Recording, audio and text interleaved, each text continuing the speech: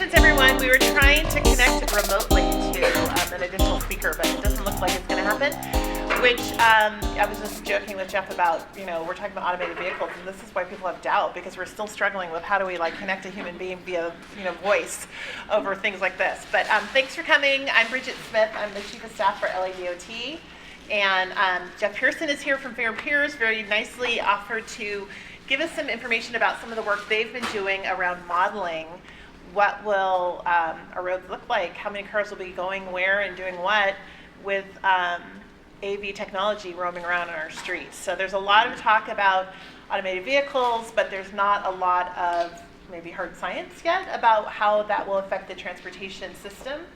And Fair Peers has been doing a little work on that, so we thought it'd be really interesting to bring them in and ask them if they would share some of that with us. So Jeff is one of the senior modelers here in LA, and at this point I'll just turn it over to you. Thank you. All right. Okay. Great. Thanks. Well, thank you so much for being here. I do really appreciate the opportunity to come and share with you some of the kind of exciting, cutting-edge research that we've been doing at Fair Peers, specifically related to autonomous vehicles. So the title of the presentation is, Are Cars Driven More or Less When There Is No Driver? It's such an easy, simple question with such a complicated, convoluted, nebulous answer. So that's the punchline right at the beginning. Yeah, it's a really easy question, and it's a really interesting question to try and answer, but I don't have one number or one result or one sentence to share with you today. But I am going to talk about kind of the journey that we've been on at Fair Peers over the last couple of years, investigating, researching, doing some of our own analysis with the tools available to try and help quantify some of the potential range of results, as opposed to just kind of, sticking our fingers in the air and going, well, we think and maybe, but this, but really actually trying to put some actual data analysis behind it. So, as Bridget mentioned, I'm a senior modeler with Fair Peers in our Los Angeles office. I've been with the company for 5 years, and in that time I've done a lot of both microsimulation modeling as well as travel demand forecasting. Most recently, I've been helping to update the City of Los Angeles travel demand model for the Department of City Planning, and also working on some of the community plan updates as well. So that's some of the big, the modeling that I've been doing recently, and then also doing some microsimulation for LAX as well. So I'm in the weeds on a lot of this. So Ron Milam has been the one who's been directing this research. He's out of our Roseville office. And we were trying to get him to be able to call in today to help participate in the Q&A at the end, but unfortunately, he's not going to be able to join us. So you're stuck with me. So just want to lay out a quick roadmap for what we're going to be doing today. My goal is to talk for about 30 minutes or so, and then really leave all the time at the end, as much time at the end as possible for more questions, because there are going to be more questions than just so is there more travel or is there less? And I really want to make sure that this is a valuable and informative meeting for everyone here. So we'll try to get through the content as quickly as possible. If you could save your questions for the end, I'd appreciate that. So we'll talk quickly about why we did the research, what research we specifically did, what we thought was going to happen, did that actually happen, and then what are some of the big takeaways that we have and where we're thinking about going with this next. So this is a really nice quote that I like to start off the presentation with. Very smart people have very different opinions on the pace of implementation, the market acceptance, and the impacts of technology in transportation.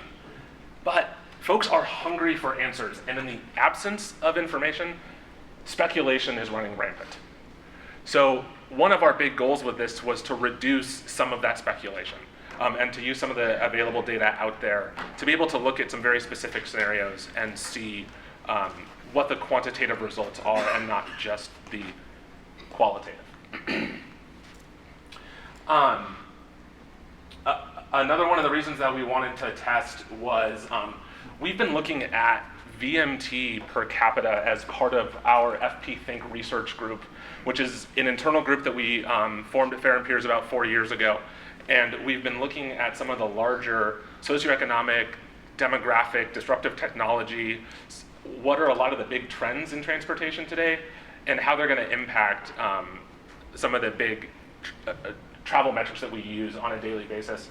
And one of the key drivers for this was what we noticed in 2004 when VMT per capita, after being on a pretty linear growth trend, coupled very nicely with GDP per capita, all of a sudden took a decrease, which was not something that we had seen on a large-scale trend since the 1970s. And so we really, the question that we started with FP Think was, is this an anomaly? Is this a one-time event? Are these eventually going to join back up together and we're going to continue to see a steady increase in VMT per capita consistent with kind of the last 40 years? Or is this the new age? Is this what we're now going to see going forward? A decrease in VMT, or perhaps just a flat line. VMT per capita stays constant. And so we wanted to look at what was going to happen with that and see if we could get an understanding. The other reason we wanted to look at VMT is a little thing called SB 743, which we know that OPR is going to be finalizing the guidance for. ... But we know that in some way, shape, or form, VMT, whether it's total VMT, whether it's vehicle miles traveled per capita, whether it's vehicle miles traveled per service population, but in some way, shape, or form, we're going to be looking at VMT as we look at our planning projects, at our traffic impact studies, at how we plan our future infrastructure in order to accommodate the needs of the future. And so VMT is going to be a very important metric in that. And so we want to be able to understand how various variables can impact that, whether they will increase VMT or decrease it.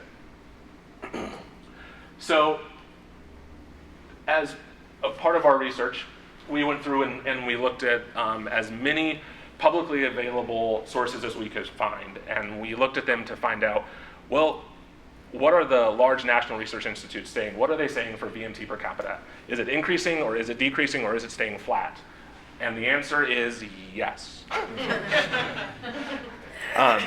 So this is just a further emphasis on why we need to be looking at all these options. And then you can see in the middle there we have a Fair and Peers forecast.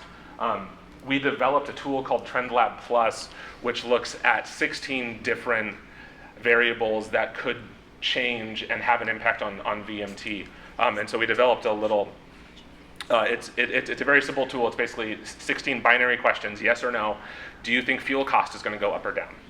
Do you think the continued migration from suburban communities to urban communities is going to continue or revert? Do you think autonomous vehicles are going to increase or decrease? Do you think telecommuting is going to increase or decrease?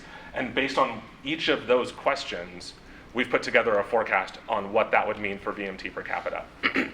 And so we polled all of the employees that work at Fair and Peers to kind of group think what we think a reasonable range is. And so that's what the Fair and Peers forecast is on there as well. So the autonomous vehicle testing that we did is really narrowing in and focusing on one of those 16 variables. So we wanted to move beyond opinions. We wanted to use the tools that were available today to see what would happen if we change some of the input variables to represent an autonomous vehicle future. So what we actually did as part of this work is we took 6 MPO travel demand models from across the country. And we have a lot of experience with these models and with running them and then changing the input variables. So we developed a set of tests that we were able to input into the future scenarios in these and then run the models all the way through and see how it has an impact on not just the kind of the vehicle assignment results, but the number of vehicles, but also on the whole range of people's travel behavior. Is there more or less driving? Are there shorter or longer trips? Is there more or less transit use, more or less walking or biking? Because it's very easy to kind of focus on kind of the operational aspect of what's going to happen when you have fully autonomous vehicles operating in the vehicle network. But there's a larger question of what does that do to people's travel choices? Does it make it easier to travel? Are people more likely to travel? And that has a much broader impact than just getting more cars on a freeway or more cars in arterial street system. So We looked at 8 different variables, and then we also looked at a cumulative scenario where we put all of them in and then ran the models to see what happens if you kind of run a complete scenario.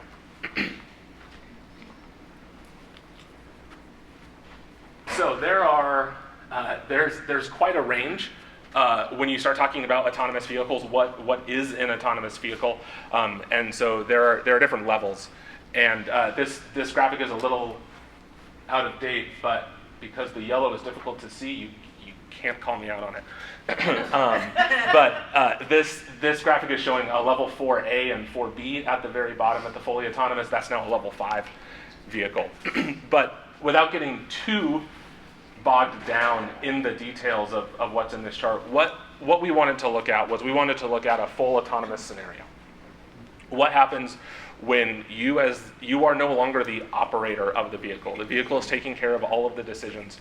You're able to sit back, relax, read a book, and tune out. Text with no weight on your conscience. You can text till your heart's content. So we looked at what would happen if all the vehicles in the vehicle fleet mix were autonomous, and this is primarily focused on kind of the private automobile fleet for personal use, but also has an impact when you start thinking about some of the transportation network companies and taxis, and what happens if we start moving towards a shared vehicle economy as opposed to a kind of a privately owned vehicle fleet mix. All right, so the specific tests, and this is, these are going to be in a different order. This is going to be fun. What is that going to do for the next slide? So this is model speak, which I will try and translate for everyone. But these are kind of the terms that I get to play with every day. But there is no autonomous vehicle button right now in any of the models that we're using to do long-range forecasts. And these forecasts that we're looking at are kind of in the 2035 to 2050 range. So this isn't near-term work that we're looking at, but this is really giving the technology a chance to fully mature, giving it a chance to be completely developed and deployed and available so everyone has access to it. So these are long-range forecasts, and these models don't have an AV button. It would be great if they did, but it'll make my job easier, but they don't. So what we did was we actually went through and we adjusted some of the input variables and some of the input parameters that are typically set when you first develop the model, and then leave constant as you're doing scenario testing. So the first variable that we looked at was increased household auto availability. We think that if there's a fleet of autonomous vehicles out there, it's going to increase the opportunity to travel for every household. So it basically means that while some households today do not own any vehicles, if autonomous vehicles are out there and they're a cheaper way to travel, then that allows everyone to use a vehicle. So we went into the models and we took any household that had 0 vehicles and we automatically gave them 1. And we said, you can use it, you can travel, you can use a vehicle. The second one that we looked at was an increase in discretionary trip making. Right now, I know for myself that there are some times when I think about going to the, I went to the store on Friday, which was a mistake. And I got about halfway to the store, and then I realized, I'm going to the Target in the mall. What a mistake. If I had thought about that a little further, I definitely would not have made that trip. I would have saved that, which was just a grocery run, basically. I probably would have saved it to today to avoid the traffic that's on the road. And so that's a personal decision that I made. That was a discretionary trip that I chose to make, and in retrospect, I really wish that I hadn't. But with the availability of autonomous vehicles, if I don't have to worry about parking and waiting in the left turn pocket and having it take twice as long as I know it should, there's a possibility that I may have made that trip anyway. I could have continued watching TV, which is what I was doing, instead of being in the car. So we think that with the development of autonomous vehicles, you're going to have increased discretionary trip making. More people are going to choose to make more trips that they may not be making today because of the amount of congestion on the road or just the difficulty of making that trip in an automobile. Or perhaps they're making that trip today on transit, and with an autonomous vehicle available, it becomes more likely that they'll make that trip because they can take it in an automobile. Decreased value of time is probably the most complicated, esoteric one on this list. But as I describe it, it's just a measure of how painful is it to do something? How unpleasant is it to do something? And so in a travel demand model, we assign a value of time. We assign kind of an onerousness, a difficulty to all travel modes, whether that's walking, biking, transit, or automobile. So transit tends to be a little bit less onerous because you can tune out a little bit, but it also usually takes longer, and so that's the trade-off. With an automobile, you can typically get there faster and it's more direct, but you get to be by yourself in your car with whatever music you want to listen to and not what music the person who's sitting next to you wants to listen to. So we think that with autonomous vehicles, driving will become even less onerous. People will be more likely to want to drive because they get that personal, by themselves or only with their family members in a vehicle, but they don't have to worry about all the negatives, all of the frustrations of driving. They can just tune out. Decreased access time, and I'm wondering, decreased parking costs. And give me the third one? Darn it. Decreased access time and decreased parking costs. There's a possibility that with an autonomous vehicle, you don't have to fight for parking anymore. You can get in your autonomous vehicle, you can tell it where you want to go, it will drop you off in front of your destination, and then maybe it goes and finds parking somewhere where it knows there is. Or maybe it just circles the block until you're done, and then you hail it and it comes back and it picks you up. There's a lot of variability in what this might look like, but autonomous vehicles present the opportunity to just drop you off at the doorstep, and then you don't have to fight with parking time. And so that both reduces the access time and it also decreases the parking costs. These two variables also come into play if we start talking more about a shared vehicle economy, where you as the individual don't own your automobile anymore, but there's a fleet of vehicles available, whether that's a Lyft or an Uber or a taxi company, but it's not a vehicle that you own, but you can pull out your phone, request a ride, it shows up, picks you up, and drops you off. And so that has the potential to be overall a cheaper trip because you're not paying for the cost of owning the vehicle, the cost of maintaining the vehicle. And then also not paying for parking. The third one in that whole list is decreased auto operating costs. We think that overall, if everyone's using an autonomous vehicle, the overall cost of operating vehicles will go down. And then the one that popped up that I skipped over, increased vehicle occupancy. This really is what happens if we completely get rid of private automobiles? What happens if every vehicle trip that you make is not in a vehicle that you own, but in one that you're renting for a very short amount of time? And so if you do that, there's the possibility that you're not going to be taking trips by yourself anymore. You're going to be, it's always going to be that Uber pool or Lyft line, or it's whatever company or entity is operating that vehicle is going to optimize the trip, and it may pick someone else up on the way. So perhaps the same number of vehicle trips are same number of people are riding in vehicles, but they're doing it in less vehicles overall. And then the last item on the list is increased freeway capacity. This is the one operations variable that we have in the mix. The other ones all relate to kind of travel behavior and travel choice and how people are making decisions on when do I travel, how do I travel, what mode do I travel in. This is the one that's really focused on, well, there is going to be a benefit to having autonomous vehicles on the road. We're going to be able to squeeze more vehicles onto the freeways. We're going to be able to put more vehicles on arterial streets. They will be able to travel at closer, the following distances will be shorter, and the speeds will, whether it's 55 or whether it's 60 or 65, that all is to be determined. But we think that we're going to be able to put more vehicles on the road. And that increased capacity, we know is going to have an impact on travel behavior. If it is not as congested, I would have traveled on Friday to the store. So that's a lot of model speak.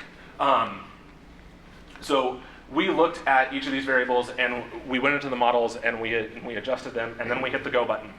And we let the models run, and these are day-long models, 4-day-long models, week-long models. But that's what computers are for. But they go through the complete decision-making process. They go through and determine how many trips get made, where do those trips go, what mode do those trips take, and then what route, once they're in a vehicle, how do they take there? And then that creates a set of results, congested travel times, VMT, and then that all gets fed back to the beginning of the model again, and it goes through that whole process with better information. So that's what we changed, and here is what we expected. I changed the order of these slides.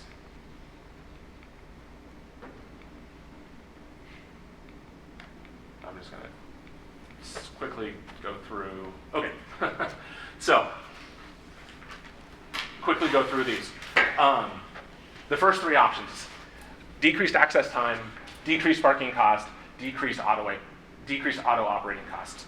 If we make it easier to drive, if we make it less costly to drive, we would naturally expect more people are going to drive. Decreased value of time. If you make it less onerous to drive, if you make it a more pleasant experience, if you free up that time for people to do something else, we think that you're going to see a big shift to automobile. And not only are you going to see a big shift to automobile, you're going to see a willingness for people to travel longer distances. And then increased household auto availability. We would expect that there would be a modest shift away from transit towards automobiles. The same for increased freeway capacity. If you make it easier to travel, if you make it so that trip can happen faster, we think that you're going to get more people to travel in an automobile, and you're going to get longer trips. People are willing to, if you can get farther in 20 minutes, you will go farther. Maybe I would have gone to a different mall on Friday. Increased discretionary trip making. We think that this will see a big increase in automobile trips and transit trips, both during kind of the peak travel periods as well as the off-peak travel periods. And then lastly, the increased vehicle occupancy. If you have the same number of people traveling but they're doing it in less vehicles, you will get less vehicle trips. That's how that math works.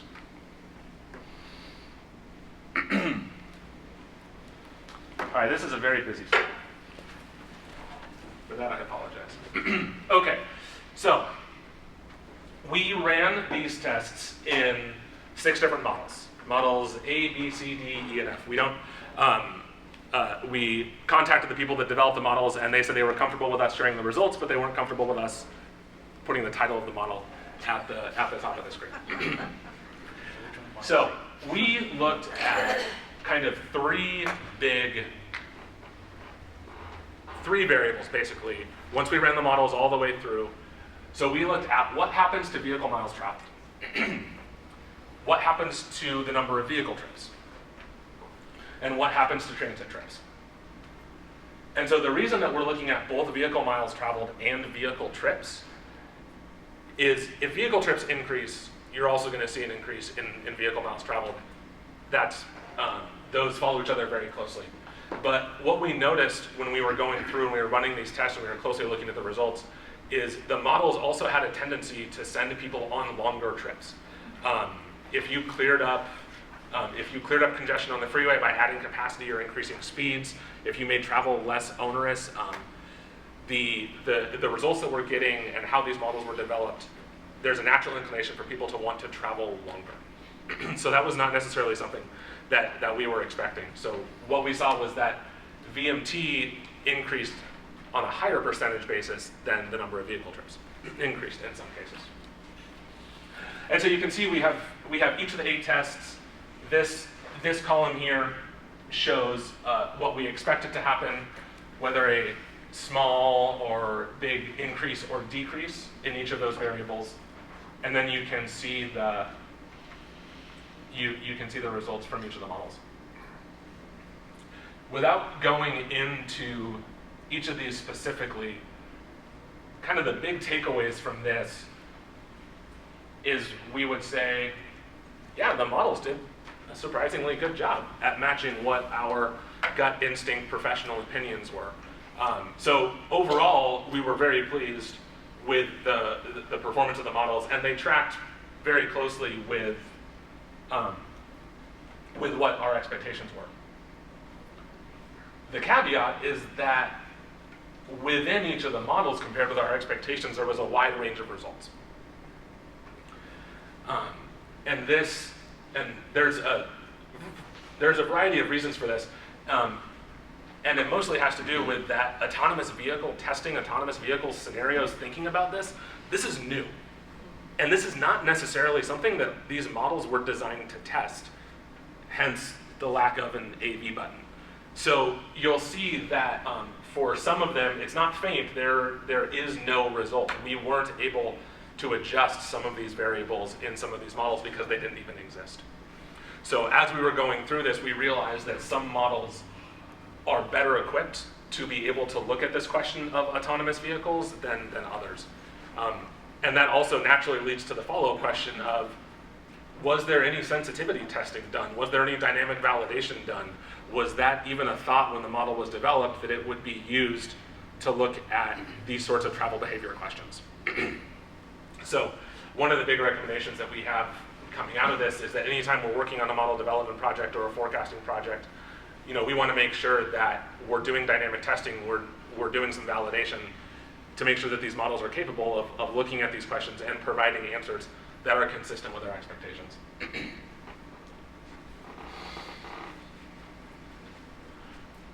For those that are interested in numbers, I have numbers for you.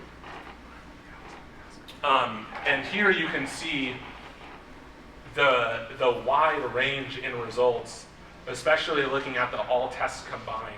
When we take all these 8 tests and throw them together and run them in the model, you can see that on the VMT side, for example, if you just look at kind of the last 5 tests, which doesn't have the increased vehicle occupancy, kind of not assuming that there's this shared economy really focused on autonomous vehicles continue to be privately owned.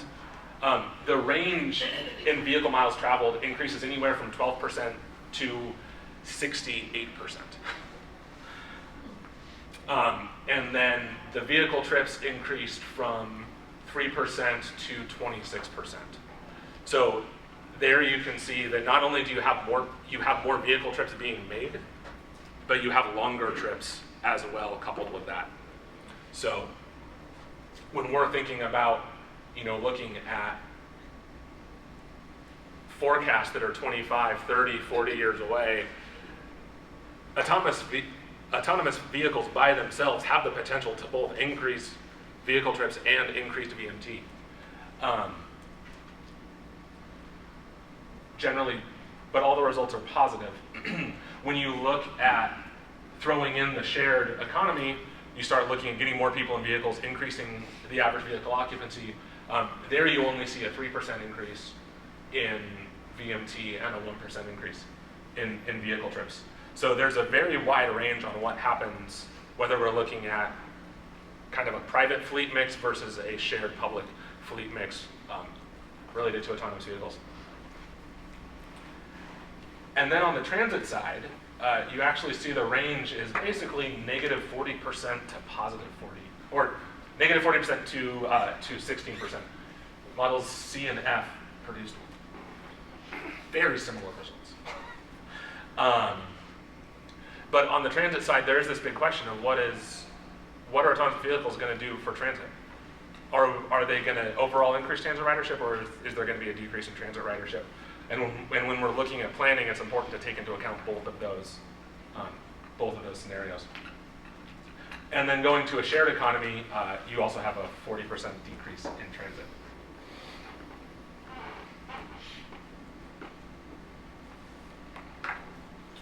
This slide just repeats everything that I just said.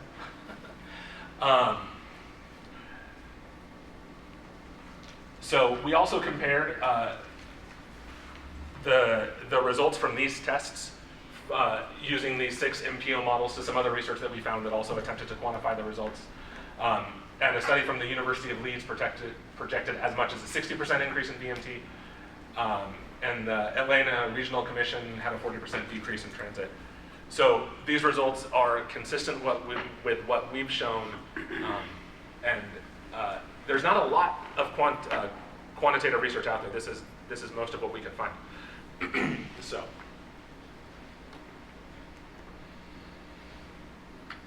So what? So what's the big takeaway? We used 6 regional models, and we found that autonomous vehicles may lead to an increase in VMT and a reduction in transit usage.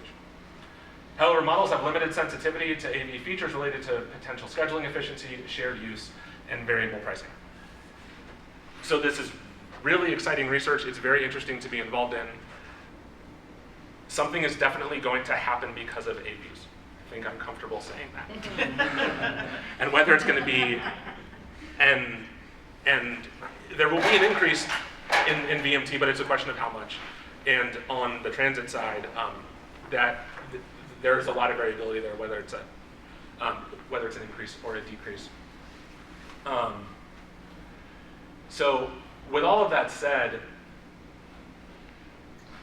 taking a step back and thinking kind of the larger picture, what we recommend and what I've been thinking about is that as a city, there's always the question of how do we allocate what limited resources we have?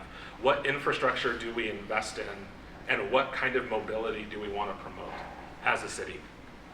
And so depending on planning decisions, depending on choices that are made, there are options to influence how autonomous vehicles operate within the city of Los Angeles and whether their use is encouraged or whether it is discouraged. Whether there is infrastructure that is specifically designed so that there's one big parking garage somewhere that all of the autonomous vehicles go to.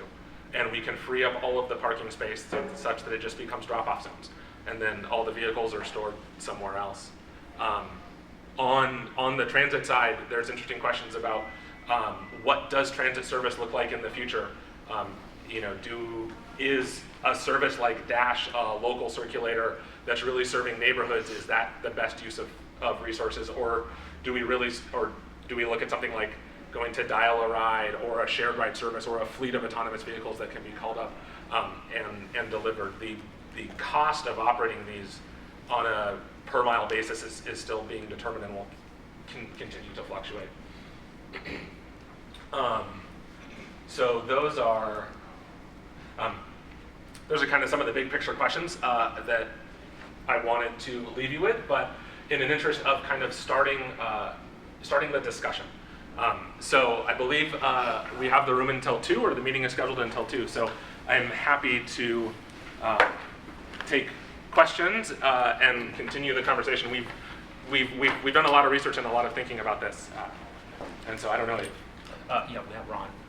we have Ron. Yeah, so we're gonna see if we can, set him up. That's fantastic. Okay, so I have a question. What role does induced demand play in the modeling? Because I would assume that when you make it easier to drive and you have a big shift to auto, that induced demand will soak up any freeway capacity that you've gained from the efficient operation of the vehicles. And related to that, even if the freeway is efficient, the city streets are not designed to capture and move all of the optimal capacity of the freeway. I mean, are these models sensitive enough to accommodate for induced demand? So the question is induced demand, and did we account for it? And maybe induced demand just means there's a latent demand for people to make trips, but our Right. streets are so congested that Yeah, people currently decide not to make those trips. So I think what we saw was, in certain respects, a lot of these models will reflect that induced demand. So a lot of what we're seeing as far as changing the auto operating costs or changing the parking costs, we are not telling the model how much additional vehicle trips that's going to generate. The model is making calculations to generate more vehicle trips. So in that sense, yes, it is increasing the demand that's currently being made on another mode or not being made at all. Whether it's increasing it by the right amount, that's a question, but it's certainly taking that into account. On the kind of the speed and capacity side, that's the big thing that we're seeing is there's a small increase in vehicle trip making, but there's a much larger increase in the length of trips. So that was another kind of induced demand that we weren't expecting, was seeing people making longer trips.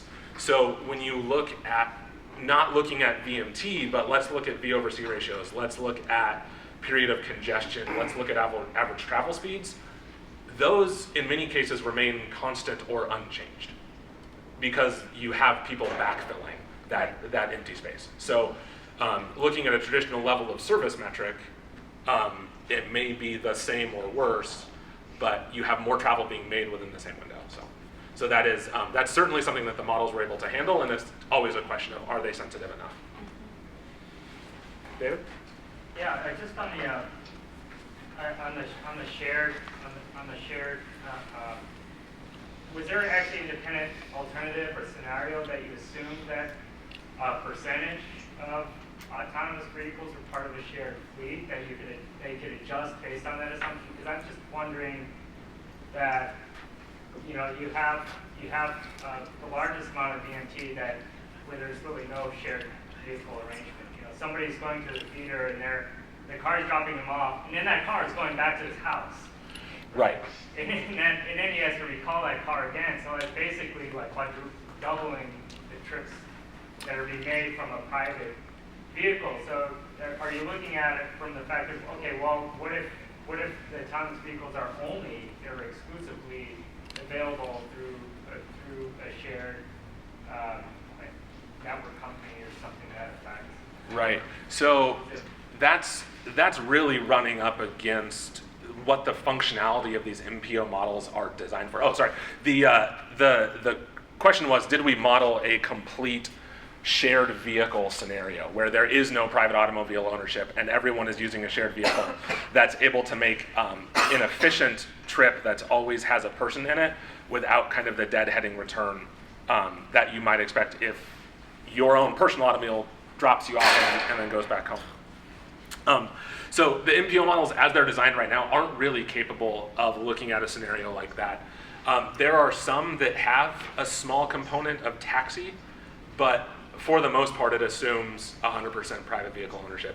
So we approximated that the best we could by just manually shifting from drive-alone vehicles to high occupancy vehicles, and there's not going to be any kind of extra superfluous trips that are made. So we're able to approximate it, but I think you would really have to go back and redesign some of these models in order to look at that different of a situation. Is there anyone from this side I've been picking on? No? Yes, sir. So what's the market for a vehicle that no one potentially owns? What is the market for a vehicle that nobody owns? Somewhere between non-existent and completely in demand. Correct. Thank you. That's not a question that we were trying to answer with this research, but I think it's an incredibly important question. And I think that what we would recommend was, when looking at kind of the range of futures or the range of forecasts, it would be interesting to try and model one end where you have, no, everyone still wants their own personal automobile. You have a huge increase in vehicle ownership, maybe it's a 20 or 30% increase in the number of vehicles available potentially on the road at any given time. What does that look like for, how do we maintain the roadway system versus, no, let's go to a shared economy and let's get half of the vehicles off the road. And so I think that the tools are capable of kind of looking at the range of effects of those, but we did not look at necessarily what that demand was. So, how I don't think you probably didn't do this during the study, but how would you recommend MPOs and cities kind of plot out the interim stages? So, I mean, I'm assuming that in all these scenarios you kind of added in like 100% level 4 vehicles. Mm-hmm. So how do you propose, or how would you recommend agencies look at kind of the middle years, and when it may be, there's still going to be a lot of privately owned vehicles running around, but there's going to be, like you said, a percentage shared automated vehicles, a percentage of individually owned, a percentage of traditionally driven cars. Like are those models equipped to deal with that kind of fluctuation? Ron, are you there? Can you hear the question? Can you repeat the question one more time, sir? So, did you find whether or not the MPO models, as built, are equipped to deal with kind of the interim years when you'd have a small percentage of shared AVs and a certain percentage of individually owned, like level 3, and then a percentage of traditionally driven cars? Jeff, do you want me to take that question? Yeah, if you can. Okay, assuming everybody can hear me okay. The MPO models are not well equipped for that question, but we are starting some new analysis using simulation models to understand how AVs and mixed traffic would function. One of the things we've already run into is the question of what rules of the road will they have to follow. Under California law right now, AVs have to follow the vehicle code. If that was true on freeways, introducing any AV would actually disrupt traffic because they would be using headways that are much farther apart than what current California drivers experience. So we'll be able to answer that question a little bit more definitively as we get into simulation modeling. We're really going to have inputs based on what the regulatory framework lays out for us. Jeff, did these results cause you to question or think about whether VMT remains a gold standard of metric? Because it does, the reason that VMT exists is because a lot of people believe that there's negative externalities. Resource use, cost, congestion, whatever.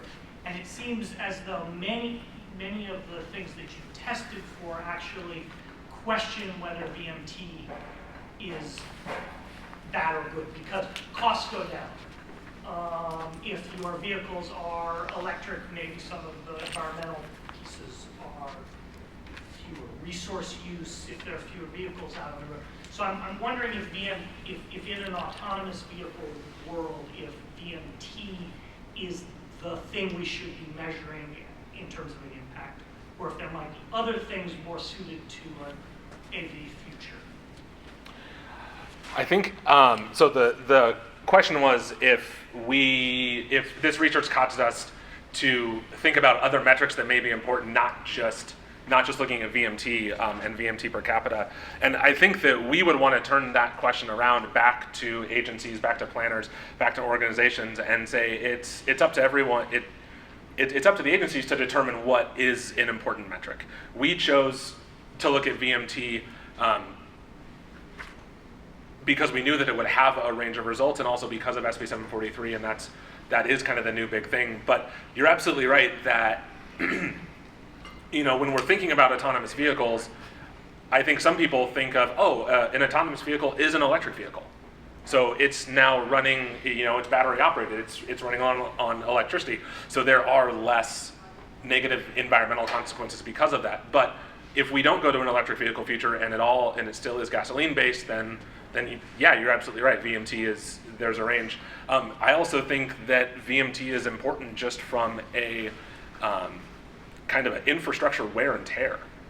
If we're talking about more VMT, that's going to be faster degradation of the roadway system, and it's going to require more, O&M fees to look at that. Ron, did you want to chime in on whether or not VMT is still appropriate as a metric through these tests?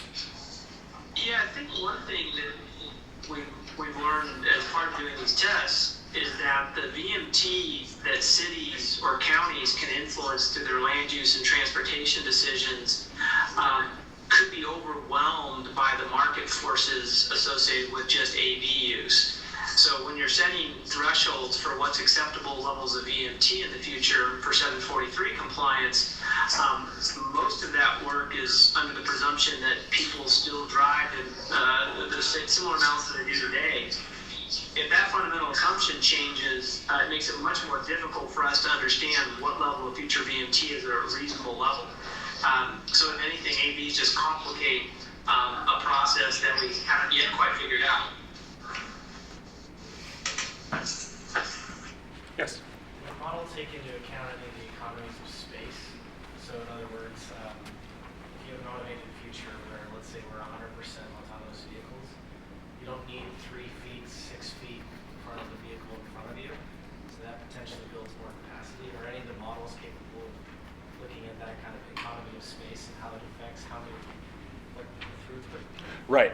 So the question is if we looked at kind of being able to put more vehicles on the system. And so of the 8 variables that we tested, one of them was just increased vehicle capacity on the freeway system.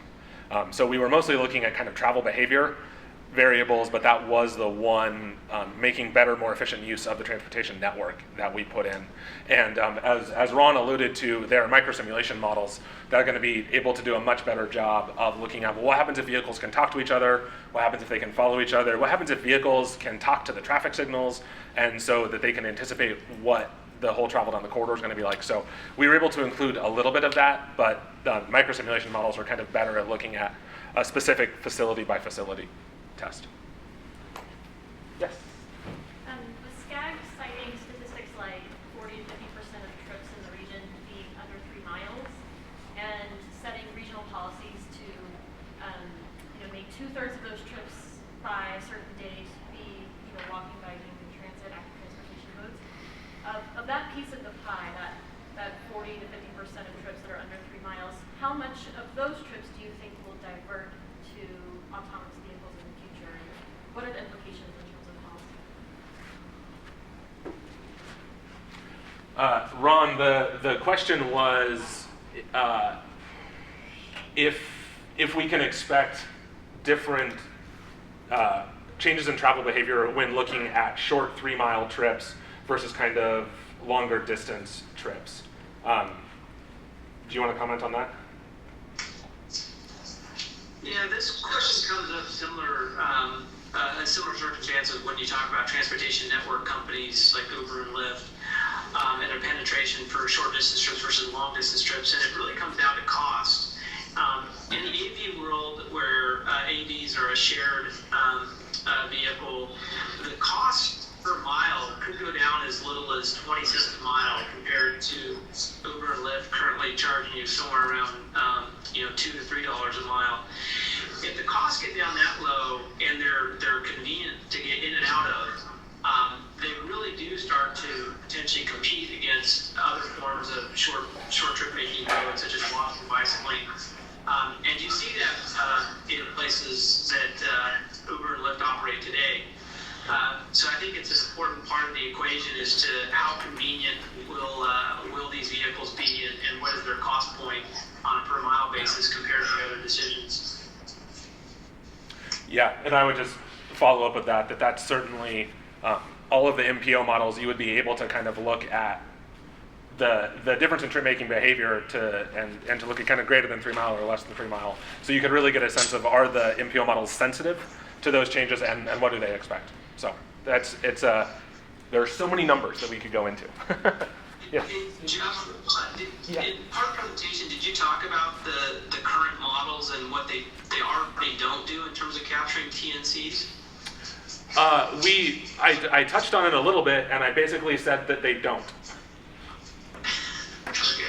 Is that, yeah, with there's some of them have a capability of putting in some taxi and serving passenger, but not a big focus. Yes. So you had mentioned the trips are getting longer, so it'd be interesting to see if that 40% would still hold in this future.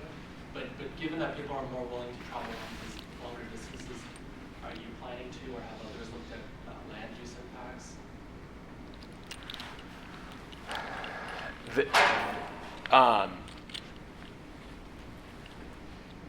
It is definitely something that should be looked at. It's not something that we specifically looked at in these tests. When kind of talking about the feedback loops that models go through, one of the variables that very few models are able to do is to have kind of a land use development feedback loop, where if you're increasing mobility options or you're increasing transit, you would potentially see more transit-oriented development near a new transit line. That's a manual input that the user has to put in. That's not something that the models are capable of at the moment of incorporating that into the feedback loop. But that is certainly another important variable that you would want to consider.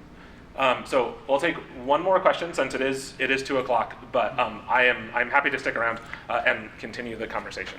But if you have other places to be, I don't want to keep you from that. I just want to ask you, how many trips per day did you model per person? And then, so, for example, could someone be taking an AV in to work, but then use transit all the rest of their day? And then also, did you model multimodal trips? So that you take an AV for part of it, take transit for another part, etc. So it would be great if we were able to put in kind of autonomous vehicles as a specific mode. But that's not what we were able to do. What we were doing was taking kind of the basic drive alone, shared ride, transit, walk, bike, and just adding more vehicle trips. And so we were able to look at that, and so we modeled it on a daily basis. And so if someone is taking 12 or 13 kind of person trips a day, each one of those trips has a different decision-making process, so that perhaps the work trip is a transit trip, but then running errands afterwards is a drive trip. So the models are able to take that into account, but there's not a specific AV mode, just lumped into driving overall. So thanks for calling attention to the time. So it's already 2:00. I want to, if we could just thank Jeff for sharing this information. And if you have more specific questions, that you would be willing to answer for minutes. And I brought a stack of business cards if you're interested. I'm happy to discuss this further. I love talking modeling and disruptive technology. So thank you so much. Enjoy the rest of your day.